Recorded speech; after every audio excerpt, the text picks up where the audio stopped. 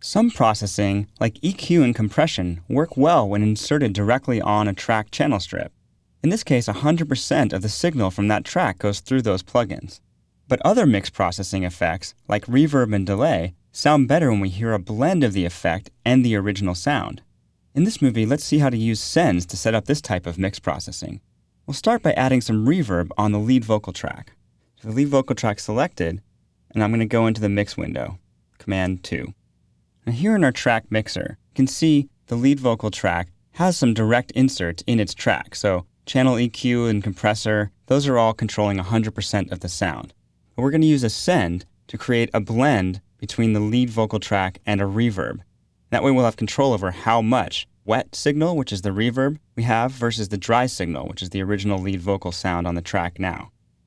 When we make a send in our mixer, it goes on a bus. A bus is an internal mixing pathway that can be used to move and combine signals from one place to another on our mixer. So let's make a send. See this column over here is our send. So I click in here and I can say, create a send on an available bus. Now, 1 through 7 are already being used for other tracks, but bus 8 is available to put this send on. I'll choose bus 8, and if you were paying attention on the right-hand side of our mixer, as soon as we chose bus 8, Logic automatically made an auxiliary track called SC02. Notice in SC02, the input of this track is bus 8. So Logic will automatically create an auxiliary track, a destination for your send. In this case, it's traveling over bus 8. Now, on the auxiliary track, that's where we're going to put our reverb effect. So go into the track plugins, choose Reverb, Space Designer, and let's choose the stereo version. It said mono to stereo because the auxiliary track is actually a mono track, but as it goes through the reverb, it'll spatialize it to stereo. Let's open the plugin presets menu here, and let's choose medium spaces, plate reverbs, soft plate. Plate reverbs sound really good on vocals, so I'll choose that. Now I'll close the plugin window. Next thing we want to do is actually name the auxiliary track. SC02 is kind of an obtuse name, so let's name it Vox Verb. That's our vocal reverb. So now we have all our routing set up. Basically, we have a send level that we can control here. Pull up this send fader, and I can control the amount of the lead vocal signal that's being sent to this reverb track.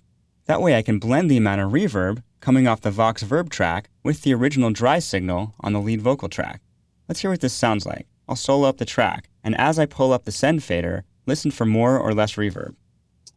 You say you love me, but you won't come down, so I'm leaving tomorrow. You say you love me, but you won't come down, so I'm leaving. So as I go really high, we hear a lot of reverb, and I can pull it back to make it drier. So I have the ability to blend the signal. Let's hear it in context of the song and get the level of the reverb right. Automobiles carry me away. I got my whole life ahead of me, but There we go, I like it around -14. Now the cool thing about setting up effects like this is that you can also send other tracks to the same reverb. Let's send the background vocal track stack here too. Remember, we put our background vocals into a summing stack, so they have an outer mix control controlling all 3 of our background vocal tracks. We can take this track and put it on the same bus to send it to the same reverb. So I'll go in here to the Sends menu, and I'll choose bus 8, which is now being sent to Vox Verb. Let me find an area of the song where background vocals occur, about the end of the song here. And I'll go back to the mixer window, and as I play the song, I'll dial in a blend of reverb for these background vocals. So it's totally okay and actually really useful to be able to send more than one track to the same reverb. It puts them all in the same sense of space as we hear the song. I'm going to hit play and I'm going to dial up this send to get the right amount of reverb for the background vocal tracks. Here we go.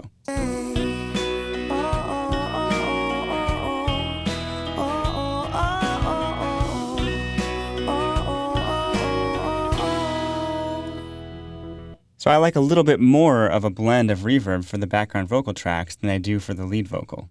Now one more thing about sends. These sends are said to be post-fader, meaning they follow the level that's in the original track fader. If this is low, the amount of send is downstream of that, in other words. Wherever the track fader is, controls the overall level going into the send. But you can at any time make your send level pre-fader, so it's completely independent from the level in the track fader. To do this, you can click and hold on the right-hand side of the send and just choose pre-fader. Pre-fader sends are great if you ever want to have more wet sound than dry sound on a track. Sometimes this can be a cool effect. Let's hear it in the background vocals.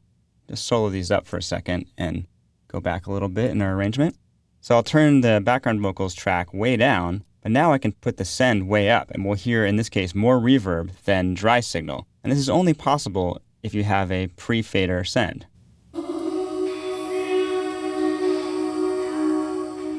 It can be a cool effect in some songs.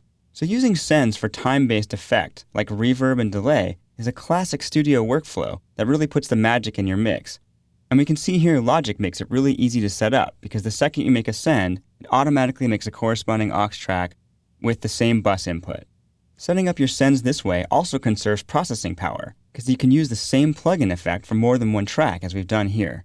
Basically, it gives you a lot of flexibility as you mix your song.